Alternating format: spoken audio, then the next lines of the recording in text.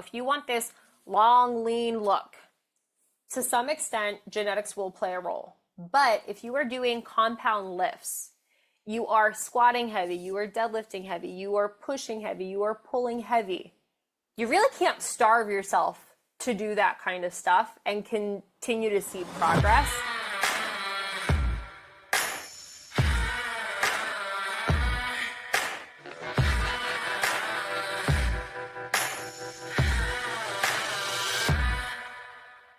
So I recently went down the rabbit hole of TikTok and I went to the land of toxic skinny talk. Now, the reason I call it toxic is because they're just giving really unhealthy strategies to lose weight to people and saying stupid things like nothing tastes as good as skinny feels and Pop-Tarts are for fat people. And I will say right off the bat, I fucking love Pop-Tarts and I don't think I'm fat.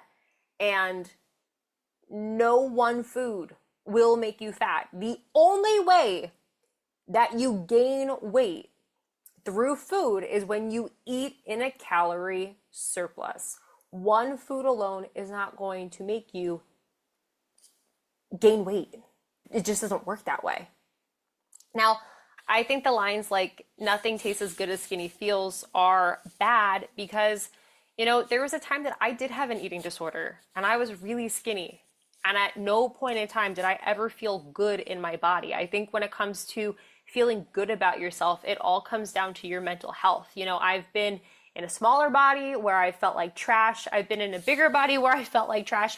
I've also been in a bigger body where I feel like a goddess, and I'm in the body I'm currently in and I feel like a fucking goddess. So much of it has to do with how you're doing in your headspace before it necessarily has anything to do with what you physically look like. But also just like on Skinny Talk, they're giving really terrible advice in terms of how to get skinny. Things like, eat small, be small, be big, eat small, be small, eat big, be big. And it's like, that's not necessarily the case. If you're somebody who's trying to lose weight and you need to go into a calorie deficit, eating a small bite of something and then no longer eating is going to be a really terrible strategy. You actually want to eat volume. You want to eat foods that are low in calorie, but you can eat a lot of them so that you are staying full, so that you are getting nutrients that you need to help support you in achieving this goal in a healthy way. So like that advice of eat small, be small doesn't make a whole lot of sense. And I can understand why some of these content creators are saying that, where it's like, I want to be able to eat the donut. I just have a bite of the donut and then I move on. But, it's also possible to just eat a whole donut so long as you can get it to fit into your macronutrients for the day and lose weight or maintain weight and not stress about gaining weight. So there's just different things like that I find really bad as misinformation for somebody who really is trying to lose weight because, yeah, I get it. A lot of people do want to be skinny. Personally, that's not what I want. And personally, I don't actually think that's what people want, even though they might say it. And I'm saying that on behalf of like celebrities that I see throwing that word around, or clients or potential clients who throw that word around. I think everybody wants to feel confident. I do. And do I think there is such thing as skinny privilege? Yeah, I do. I mean, I've experienced it. When I've been in a bigger body versus being in a smaller body, I'll tell you hands down, I do get more attention. I do get more attention on social media. I'm not somebody who spends a lot of time out in public, but I notice how people look at me, and yeah, it is different. And I don't know that there's anything that I'm going to be able to say to change that. But what I will say is, if you do want to live in a smaller looking body, you can do it in a healthy way, and you can do it in a way where you are training to be strong, where you do want to build muscle. You don't want to look shriveled up. You don't want to look like a noodle. You don't want to be the person hiding in the corner. You want like main character energy And you want to feel confident in this body that you're spending time in. And I feel like skinny talk is just toxic and not a very good or helpful place to be. I do love their support for each other. Never have I ever seen a community that's like, yeah, girl, you can do it. You can go another day without eating. Like, I love the cheering, but I hate the fact that it seems like we're cheering people on to have eating disorders. That's not cool. That's not cool at all. But if only these women, and I say women because I haven't seen any guys on Skinny Talk at this point, but if only these people understood that you can get a lean body and you can do it in a healthy way, and you can do it focusing on being strong instead of focusing on being skinny and eating small to be small. Like, there's a different way of going about it. And the other thing that I noticed being on Skinny Talk is they're fucking mean. And it seems like these people are priding themselves on being like, I'm like your mean older sister, I'm your mean older cousin. It's just like, why do you want anyone to be mean to you? And I get that, like, some people, that's how they best respond. I even see it with people who are pushing really great content around strength training, like women that I know, or, you know, other women who have really great messages. They're just like so fucking mean. And I get that some people respond to that, but like, I would never want someone to be mean to me in order to help me do something. I honestly believe you don't change because somebody's being mean to you. You change because you can no longer continue in the body, in the lifestyle that you currently have. And somebody yelling at you or making you feel bad doesn't really help.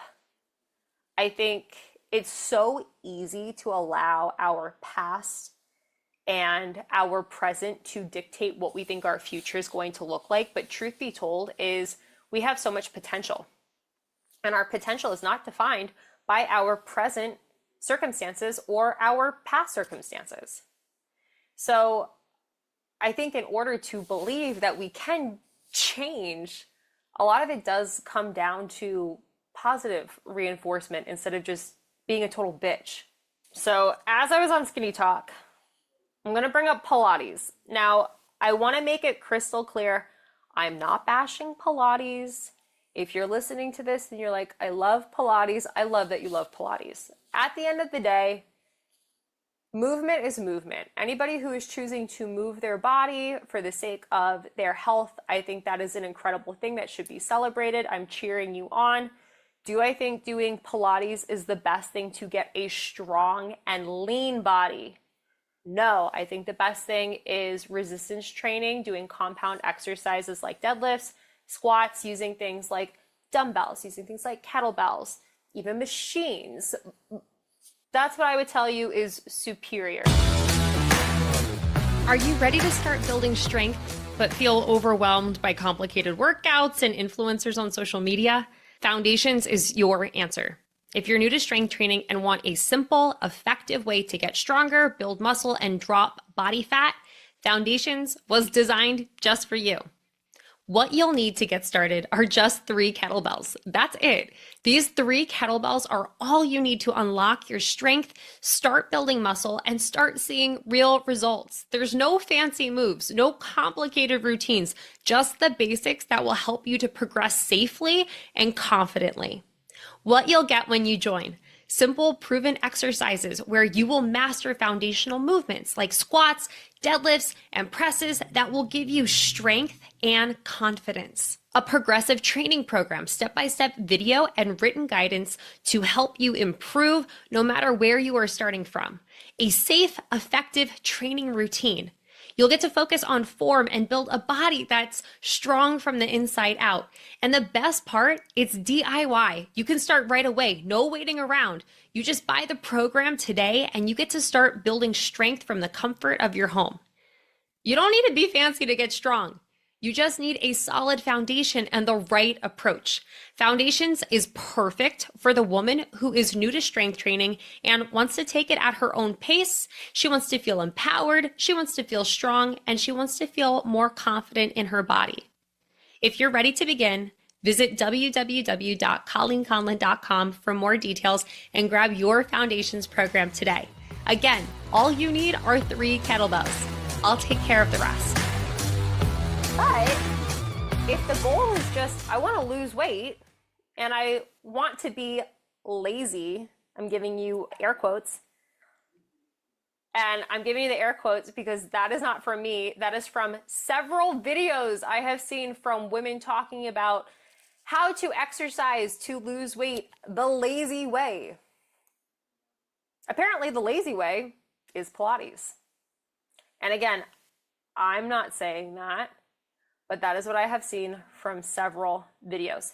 Can you lose weight from doing Pilates and walking and being in a calorie deficit? Absolutely.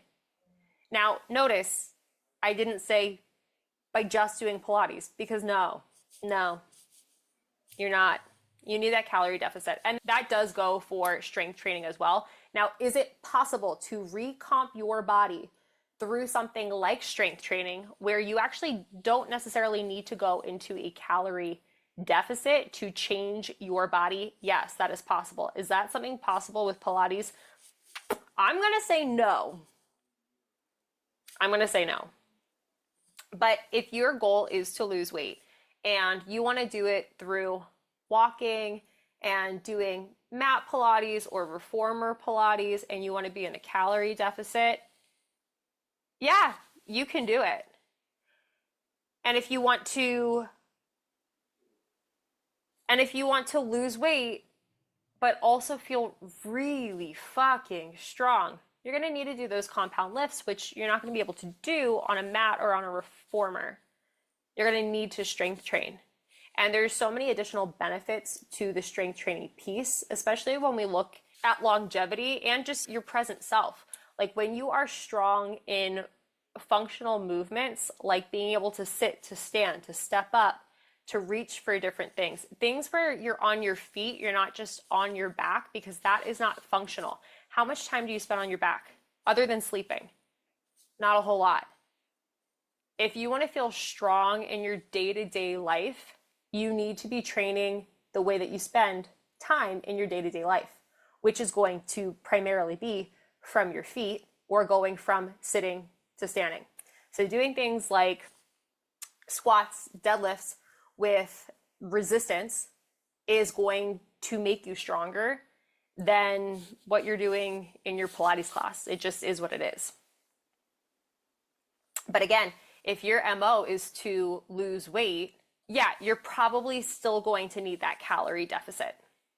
Now, I know a lot of people probably think, I want a Pilates body, because a Pilates body, again, air quotes, is long and lean. Part of that is going to be genetics. I think a lot of times when we see Pilates marketed, we are seeing women who already have this build. And I will tell you, they most likely have this build because they just happen to have those genetics, or they have some type of an eating disorder. I'm just gonna call it how I see it. Or their nutrition is fucking spot on. It's one of the three when we look at those people who have that long, lean body. Genetics, there's an eating disorder, or nutrition is just so fucking dialed in. And the same thing goes for strength training. There could be a genetic component, and it's very similar when it comes to strength training. If you want this long, lean look, to some extent, genetics will play a role. But if you are doing compound lifts, you are squatting heavy, you are deadlifting heavy, you are pushing heavy, you are pulling heavy, you really can't starve yourself to do that kind of stuff and continue to see progress. Now, it is possible for some people to still have a very long and lean look, not from Pilates, but by strength training. And in doing that, so much of it comes down to, genetics to an extent as well. Genetics are always going to play a role for all of us. But strength training with progressive overload, doing exercises that are helping to facilitate this type of a body, like doing squats, like doing deadlifts, like doing pulling patterns, pushing patterns. When you start like just training one area, of your body, or you're training one area and you're like isolating out all of the smaller muscles surrounding, like that's when things can, go from long lean to looking fuller and bigger. And if that's what you're going after, I fucking love that. But specifically talking to those people who are just like, Pilates body. Yeah, I mean, you can definitely achieve something very similar to that with strength training. I would say my body is a good representation of that. I lift heavy. I do heavy squats. I do heavy deadlifts. I train for hypertrophy. I also train for strength. And I would say, my body definitely probably looks more like I do Pilates than it necessarily does that I lift very heavy weights. And so much of that comes down to the program designs that I follow, the exercise selection that I use, but also my nutrition is on point. And when it comes to strength training and to be able to continue to progress, you really can't cheat that one. Like you have to be eating enough to continue to see progress. And nutrition plays a really big role in allowing your body to feel strong, look strong, be strong. And what's so cool about the strength training component is, this isn't just something that's going to necessarily give you a particular look or allow you to be functionally strong just in the present. When we are strength training with progressive overload using heavy weights, we are increasing our muscle mass, we are increasing our bone density in a way that we can't doing anything else. And that is just such a big gift for our future selves. So I just want you to understand that if the goal is weight loss and you want to do it in a way where you can, walk and lay on your back, I'm not knocking Pilates by any means. Like, girl, you do what you want to do.